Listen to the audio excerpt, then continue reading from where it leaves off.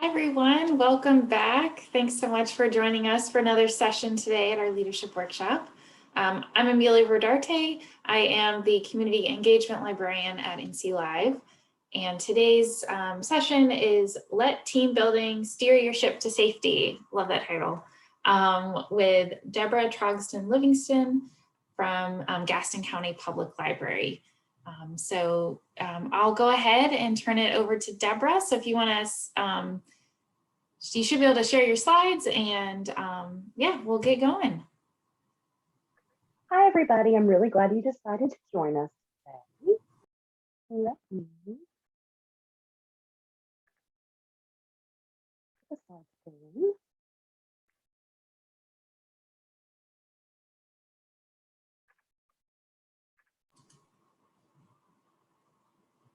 All right, so first of all, I wanted to tell you guys just a little bit about myself. So I always have to give a plug for the Leadership Institute. NCLA Leadership Institute was one of the most profound experiences and really helped me grow as a leader. So if you guys have considered doing that, please do. I was a member of the 2018 cohort, and it was a life changer. I'm also a mentor for the 2022 cohort.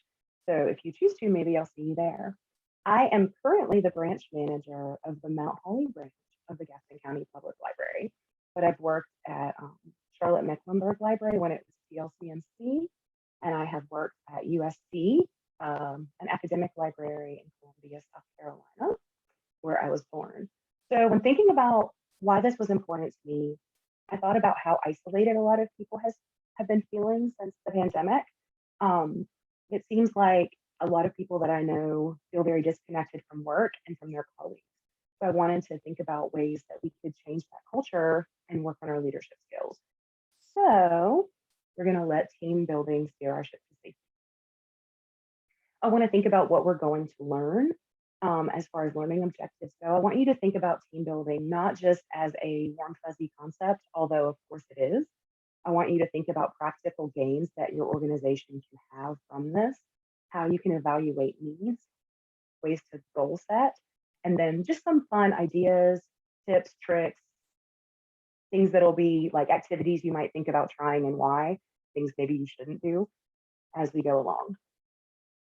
So I chose a travel metaphor because I've been feeling a little bit ready to travel for quite some time. That's where I heal myself and really like that's what I work for. I work all year so that I can take that cruise or go to that place. And one of my favorite things is to think about how to get there. So how are we going to get there? What is our destination? The first thing I do is I think about like maybe a place I haven't been before. Or maybe when you're thinking about team building, you can think about what the needs are that aren't being met. Maybe you've noticed that when you're communicating with your staff or when they're communicating with each other, it's stunted. Maybe everybody was home for a long time and you're finally back in your building. So you might make better communication your destination. Maybe relationships have been a little bit strained as people are feeling stressed out. Unless we make a concerted effort to team build, it's very easy to let ourselves kind of feel like individual boats on our own little lake instead of riding together. Maybe problem solving has been bad. Creativity is going to drop in times where people are feeling depression and facing so many problems with our world. But still, we are an organization that wants to solve problems for our organization and for our community. So you can have quicker problem solving if you're a stronger team. And then speaking of being creative, a lot of people are feeling trust issues. So when you build that team network, you're creating a safety net so that people feel creative to throw out an idea that might be outside of the box. You might also make your goal to work more effectively towards your organization's goals or the breakdown of goals that you've chosen to focus on. So think about kind of what you want to solve before you even begin to plan any kind of team building. And then how will you get there? So I have a Slido set up for you guys. So if you will, in a separate tab, go to slido.com. And then if you will put in, when it asks for the event number, the number on the screen, 70251, it's going to give you a question to answer. And if you guys will answer it, I'll put the answers on the screen for us.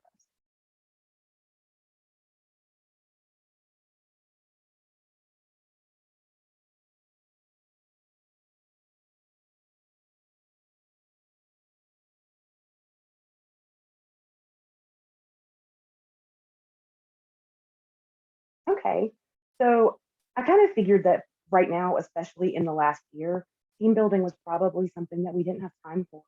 We were massively responding to a great deal of things that were unexpected, and I think we recovered super well. But I'm happy to see that some of you guys really did intentionally do team building, and maybe you're a person who's looking for leadership and you don't have a team yet, right? So cool. So you guys can kind of see that your peers, ooh, it shifted again. Very cool. So the majority right now is 3 to 4 hours per year spent on team building.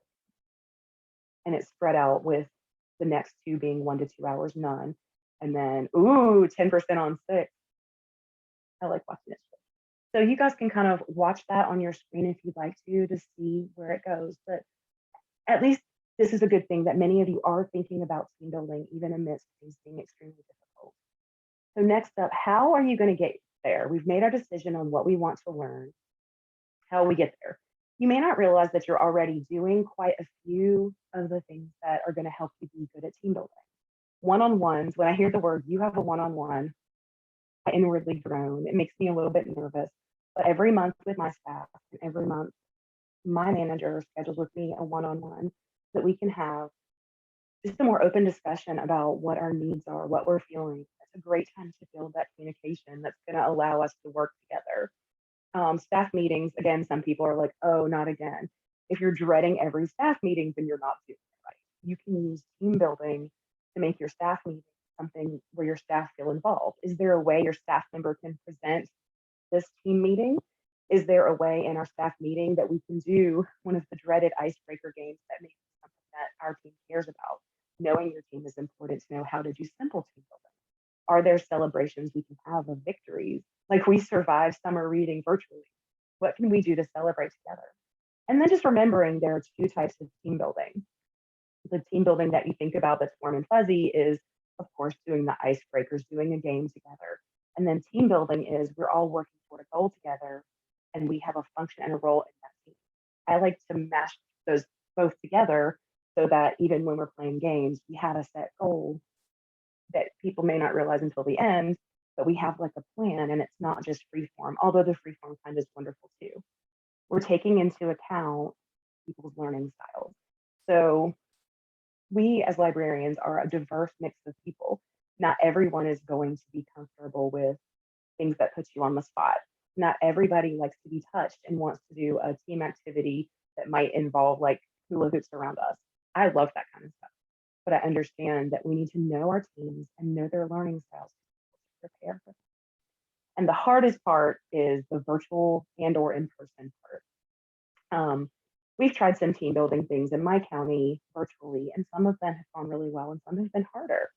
So figuring out how to make a blended style is the most important thing. A lot of creative activities can work on Zoom. If you're doing programming, if you happen to be in that kind of job, and you're doing like Pictionary over Zoom, it can be a challenge, but it can also be super fun.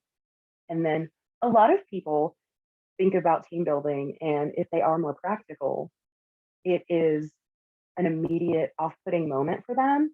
They don't see value in it. So it can be really important to keep that in mind and know your people and to link what you're doing to practical job skills. And then what do you want to see along the way? So my favorite thing, if I'm going on a cruise, which I love to do, is to like look months in advance and think about the destination. Think about like where I can parasail, where I can go on a little magical, what can I do that's super fun? You can do the same thing with your staff if you're doing like a staff development day or a more intense team building. You can get everybody excited about it by planning in advance what they enjoy. What are some ideas? You can brainstorm. You can use the giant piece of post-it note paper in your staff meeting and plan like what you'd like to do. Something I really enjoyed is at our staff development day, we were encouraged to spend an hour with our individual teams since we had to do it virtually this year. And we got to plan our own activity that we would do together. And so for weeks, we were like, we should do this, we should do this. And just having that input, the staff input, bought staff buy-in. And then our goals and our destinations are our learning goals and our objectives that we want to accomplish. So the very organized part of me combines with the very creative part of me, and I want to have a lot of fun, and I want to build the skills that all together. So how many of you guys have been sitting through a presentation and someone has like very well-intentioned goals and they spend hours and hours on the same topic and you are twitching in your seat, you're dying to get on your cell phone, you're doodling really badly? Be aware of how that makes you feel when you're any kind of program, but especially team building for your staff, and break up the time. Learn to read the room. Don't be offended if you see people fidgeting. Give people a stretch break. Believe in what you do. If you are doing something over the top that is team building, if you have decided that everybody is going to juggle or something crazy and over the top, you have to be the first person to buy every level of management or no one else will. You have to totally believe in what you do. And if you don't, then it's not the right team building activity for you. Just as every single learner has a learning style, as a presenter, you have a presenting style too. And it's really important to let staff lead. One of the things that is difficult about librarianship is that sometimes, unless you actively seek paths to leadership, there aren't those small opportunities to lead. So as a good leader, you can build into your team building opportunities for your staff to take control, to try seeing how it feels to lead the room, to take control of an activity. So you can build in and let staff lead, and that's going to keep their attention, and it mixes it up too. So when you guys see spinning plates and think about that as something to learn, how do you feel inside? Does that feel really exciting, like fun, trying something new? I see Jennifer nodding her head and putting X's. Does it make you have nightmares? Do you feel performance anxiety? Well, I'm going to tell you, we did flow circus at one of our staff development days, and I loved it. This is exactly what I like. We were learning to juggle. We were learning to spin plates. We were doing, have you guys ever seen the flower sticks? They're like little sticks with like rubber on them, and you kind of go like this, it goes in the air. Just all these wonderful tools from this organization, which I put the link in the bottom. You know your staff, this might be great for them. Or like some of our staff, it could be a nightmare. This is my example of how like knowing your people is really important. We had a really innovative director who thought it would be great to spend some of our staff development day in teams doing some of these activities. If you said to me, you could do all these activities and just kind of play and have fun, I love that. Where my anxiety came in is we're in teams now. So myself and another team member had to like juggle together. I am not super coordinated. I love to try. I'm okay failing.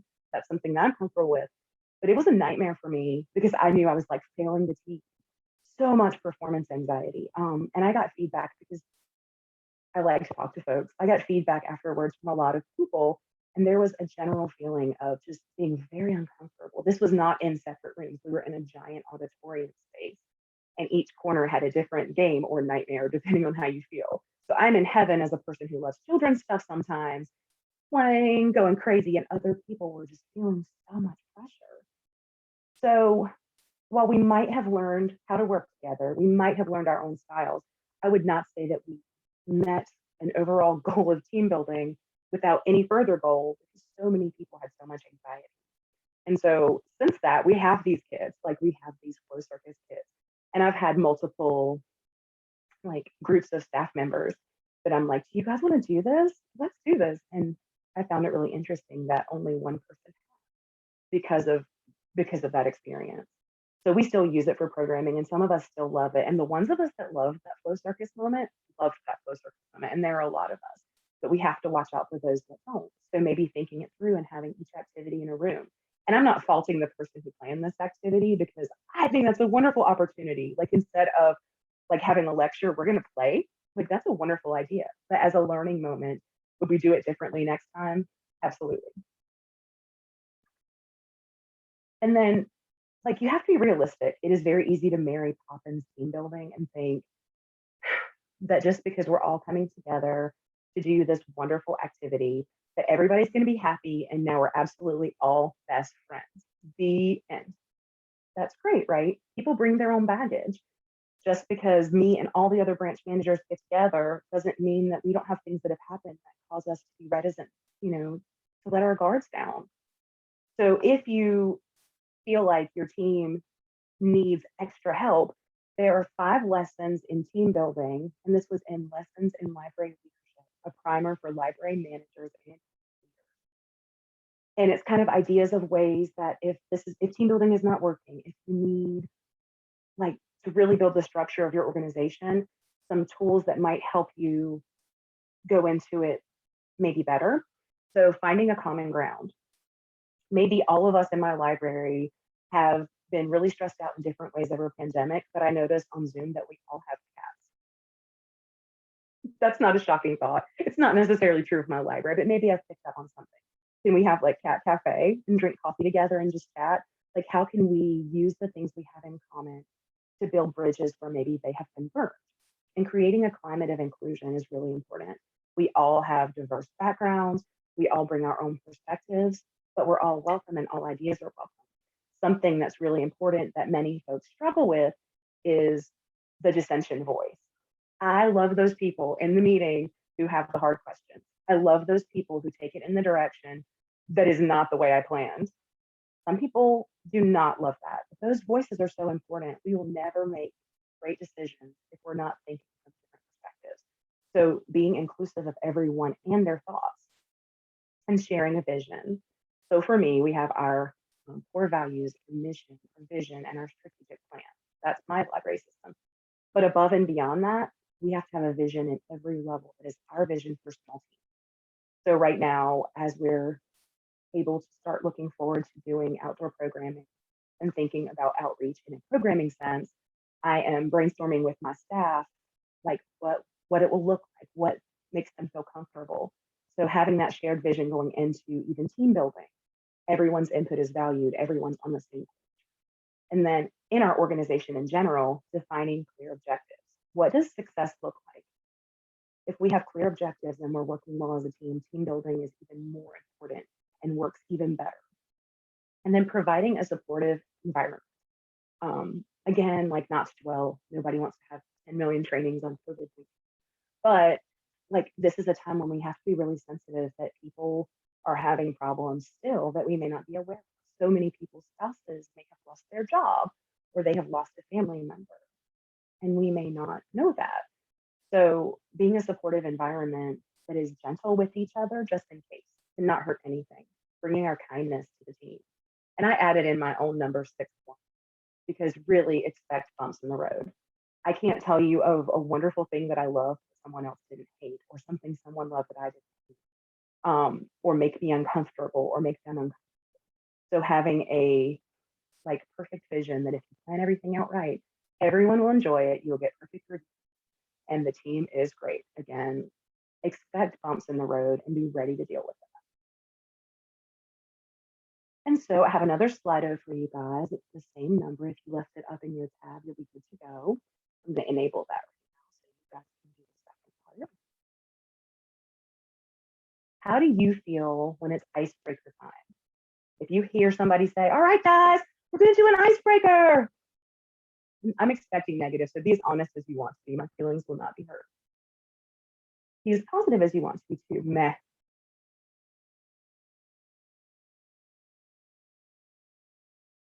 I like your honesty. I appreciate it.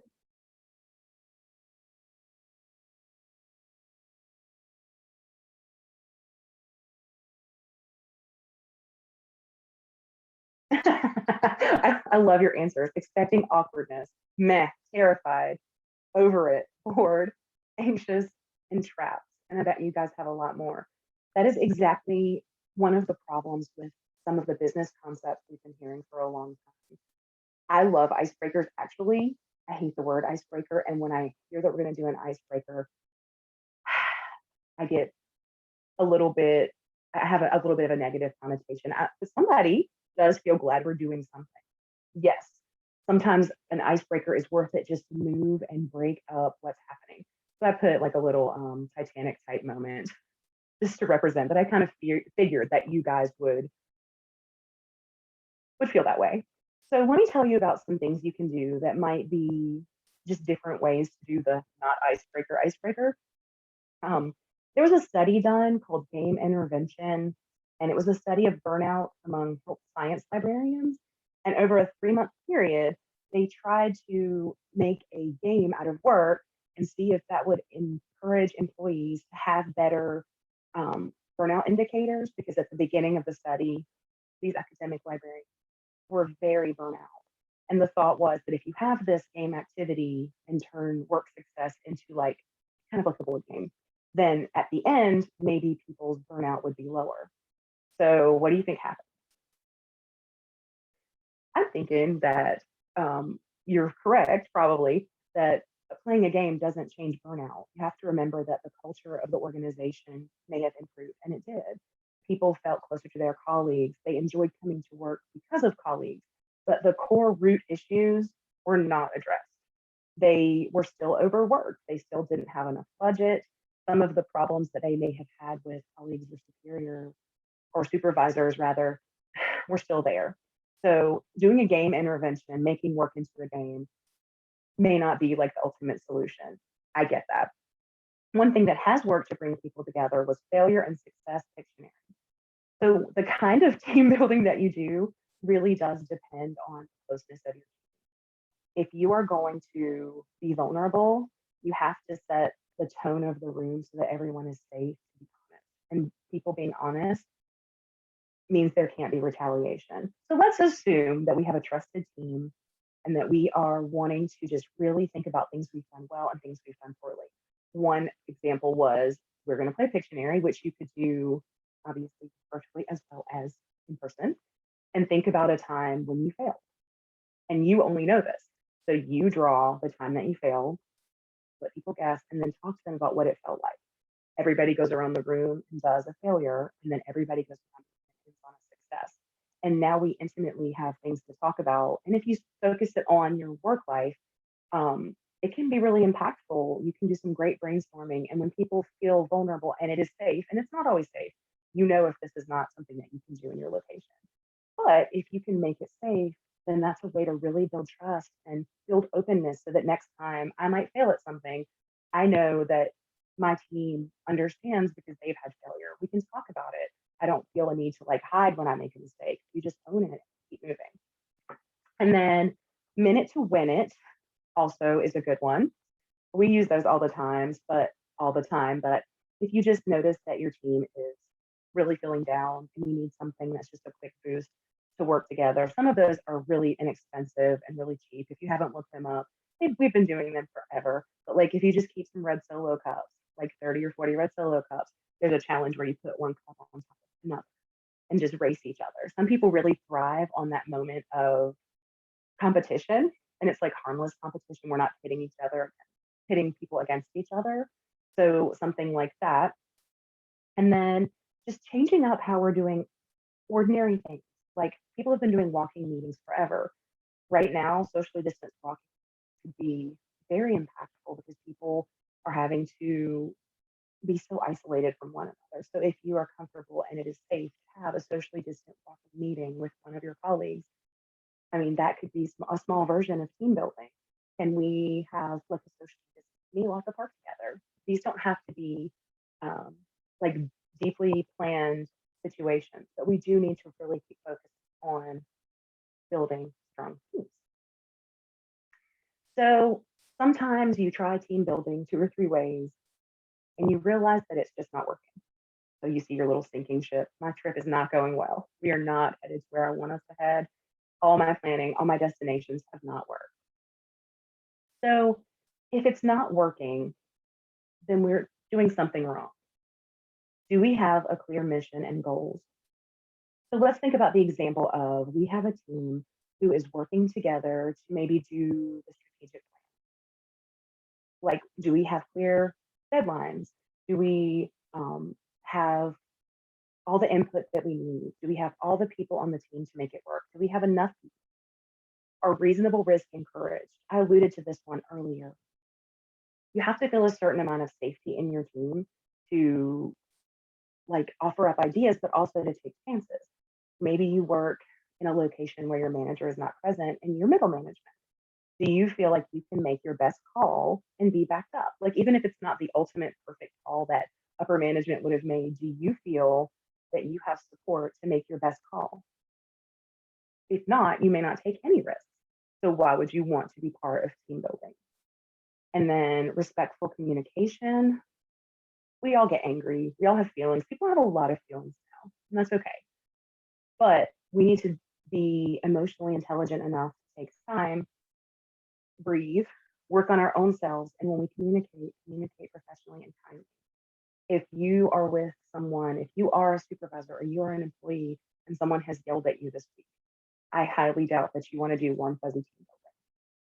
And that's totally understandable and something that should be dealt with. Strong group commitment. Are you de-invested? Is someone in your team de-invested? If you're not buying into the end goal and you're de-invested, team building is much less effective. And then again, team members viewed as unique. We hopefully choose teams with the intention of utilizing everyone's strengths and coming together and really embracing differences. And that's how you make the best choices, how you create the best plan. Creativity and innovation need to be encouraged. We talked about that a little earlier. Continuous improvement. The bar needs to rise at a level that we can reach, but continually rise. Problems and conflicts resolved. This for me should be number one.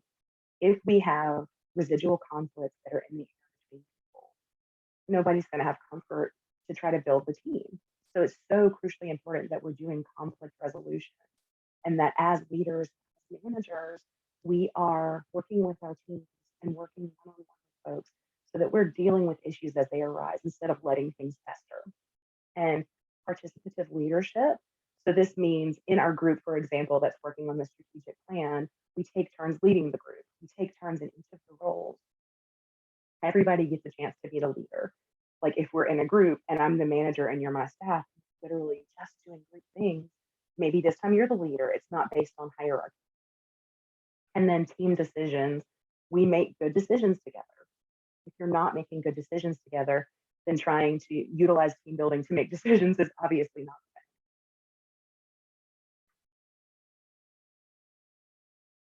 And then my favorite thing I have a lot of favorite things about travel. One thing I love about travel is going off the beaten path. So I did, and I guess like a 6-week study abroad program because I was a French major in undergrad. And we would have school all day, and then I would just get on the bus and see where I went. And I had some of the best adventures just riding the bus to somewhere in France. Or if I went on a cruise, sometimes just not picking a destination and getting off the ship and seeing where I land. Sometimes we get nervous about planning group activities or about like building our team toward a strategic goal, and we're very rigid in our plans. Like at 10:15, we are taking a 7-minute break. When we come back, we're going to meet for 45 minutes. And sometimes if you have limited time, you have to be on the agenda. But look at what's happening if we have taken a 5-minute break an hour ago and we don't have one for an hour. And people are fidgeting and people are like talking in ways that are not productive or a lot. Like we have to give ourselves permission to make the change. Like maybe we do need to incorporate more breaks. It is much smarter to have an extra 5-minute break than it is to have a room full of people who are miserable and have stopped engaging. So remembering that and having an ending in sight. Like I know today has to end at 5. That's when everybody's off the clock. And I have the last activity I want to do, but maybe one thing can be 50 minutes, one thing can be 35 minutes instead of having everything be exactly ready. We may be deep in a conversation that's worth staying for. It may be the thing that makes this memorable for everyone. And then when you are thinking about doing team building and ending, like let's say it's a staff development day, know what your takeaways are going to be. Do a quick wrap up. Do not make it an hour-long wrap up if you have a whole day. And while everybody's excited, figure out what they liked and take just a minute to brainstorm your next thing. How are we going to build our team next time?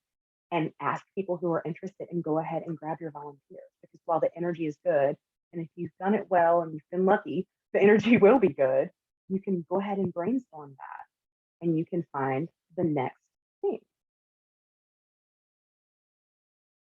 So I've talked to you guys a bit and we've gotten some good input from you. Does anybody have any questions or thoughts that they would like to share? Were any questions, Miss Amelia, in the comments? Deborah, can you hear me? I can. Okay. can you talk about maybe a time that you were facilitating some team building and it didn't work out, and how you worked through that? Sure. Let me think about a good one for you. So I've managed, like I said, several teams in Gaston County. This is not my current team that I'm going to reference. And we all had decided that we were going to have just a little craft activity time.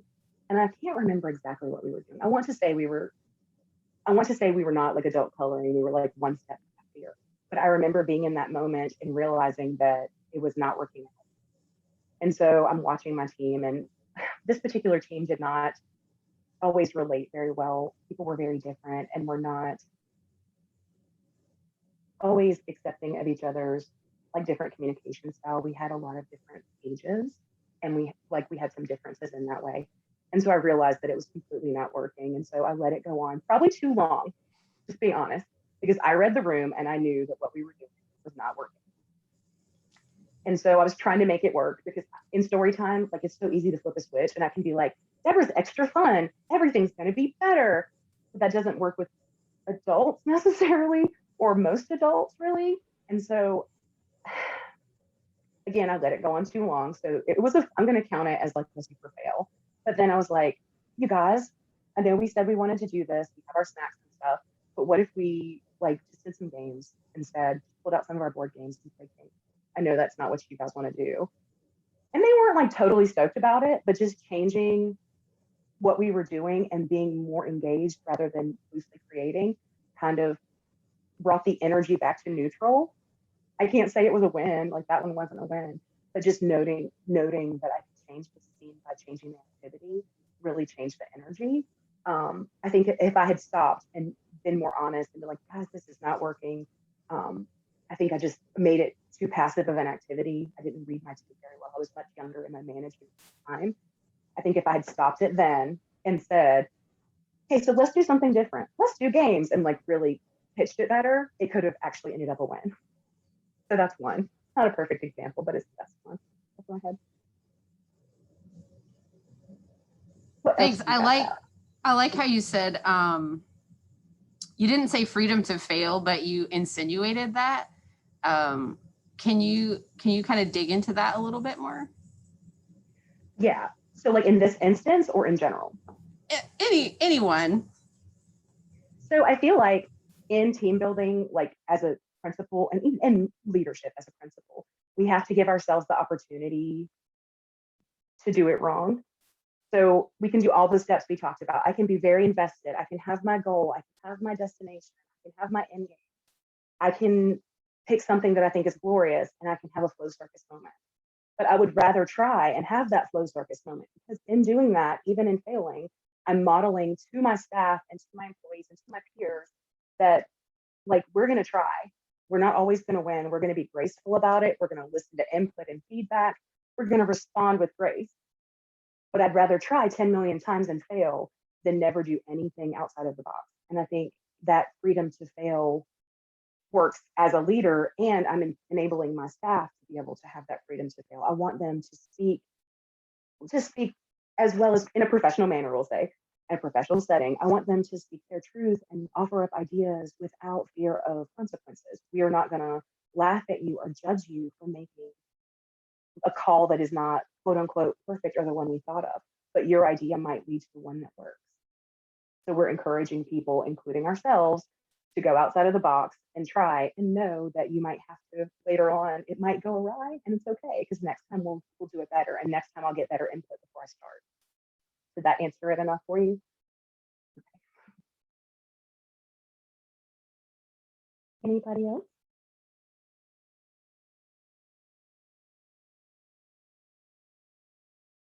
I'm going to give you guys a couple of minutes and I'll ask one more time, but I wanted to scroll down just a little bit for you. I do have some resources. Even though I gave Flow Circus a super hard time from the perspective of some folks, I'm a big advocate of Flow Circus. I use it a lot with my teams, and sometimes just to de-stress with my staff, we'll just play with those toys in a very unstructured team building way. So I did leave the link, so don't feel like I was dissing them. I'm a huge advocate and fan. I just wanted to be honest about how it worked out. And then just some more resources. And I did put my contact information. So if you guys want to take note of my email, and I'll also, I've already shared the slides with Amelia, if you'd like to share them with the group after. If you guys have any questions, need some ideas, want to give me some ideas, I would be honored to learn from you. And if I can help in any last questions? There is, Elizabeth has a question in chat. Are there icebreaker activities for people who hate, who are uncomfortable with these activities? So an icebreaker, like I just use it so super loosely, and I try not to use the word again. Like I don't ever use that with my staff. I'm using it with you guys because it's common language. But think about like something that your staff love. Like my staff really, but this group doesn't, but I've had a staff who really love candy. So we did like an ice cream bar with candy. And while we were talking, while we were eating ice cream and candy, we talked about a favorite childhood memory. That takes 5 minutes. We're all doing something we care about that's delicious. We're not calling it an icebreaker. They may not even realize I have an intent. And to me, the best quote unquote icebreakers for people who hate them or for anyone are not called icebreakers and are natural and incorporated with the plan by you that no one else knows about. So what is something else that might be fun? Could you play Jenga? And while you're playing Jenga, can you initiate a conversation that involves problem solving? Like, what tools do you have in your library? You have a makerspace maybe? Can we get out the makey and like play with that while we talk about a tough issue so our hands are busy? Like it doesn't have to be all day staff development day or flow circus. You can look at the tools you have. Maybe you have staff who really like to write. Like, let's just say you have that. Not everybody does. My people would hate this. But if you had a group that you knew did NaNoWriMo and really cared about that, maybe we could like sit down and just be like, I think we should take a 10-minute break when things are really stressful and just all write our own little whatever and have a moment of quiet. And then later on, we can talk about what we wrote or not. So I'm very loose about it in that to me, it's team building if it's an intentional effort to build your team. It can be anything that builds your team, and every team is different. Like I have a person who's lactose intolerant. So would that person like my ice cream challenge? No, I would never do that. But they like coffee. So we have coffee chats a lot. Did that answer your question, person in chat? Looks like it, yeah. Okay. Any more? Or are we set?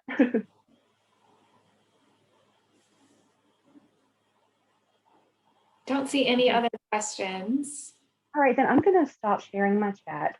And I'm just going to make a last minute, like, I just want a last minute to say how much I appreciate that you guys showed up, because that means that you care and that you are making the effort to be a better leader. And I hope that you take a moment, and even if you spend 5 minutes yourself, like brainstorming who your staff is and one way that you could make your team stronger, then I'll feel like I've done a good job. I hope you guys have a great day. Thank you so much, Deborah. This is awesome.